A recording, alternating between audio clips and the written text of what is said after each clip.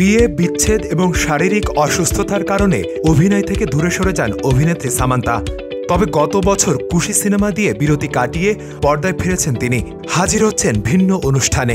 তবে কাজের চেয়ে তার বিচ্ছেদ নিয়ে এখনও আলোচনায় রয়েছেন এই অভিনেত্রী। নানা সময় বিষয়টি নিয়ে কথা বলেন সামান্থা। যদিও বিয়ের বিষয়টি তিনি মনে করেন একটি ভুল সিদ্ধান্ত ছিল। তবে এবার ভিন্ন খবরের শিরোনামে এলেন এই অভিনেত্রী। সম্প্রতি একটি অনুষ্ঠানে স্বাস্থ্যকর খাবার খাওয়ার গুরুত্ব নিয়ে আলোচনা করেছেন তিনি। অনুষ্ঠানটি অনলাইনে প্রকাশিত হয়। তার কয়েক ঘন্টা পরই আলোচনায় আসেন এই অভিনেত্রী। একজন লিখেছেন, সামান্থা এখন স্বাস্থ্যকর খাদ্য অভ্যাস সম্পর্কে কথা বলছেন।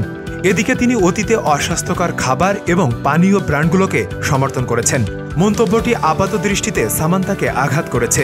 প্রতিক্রিয়ায় তিনি লিখেছেন, আমি অতীতে ভুল করেছি, যখন আমি এসব বিষয়ে ভালো জানতাম না। তবে আমি এখন সমর্থন করা বন্ধ করে দিয়েছি। আমি যা প্রচার করি তাই নিজের জীবনে অনুশীলনে বিশ্বাসী।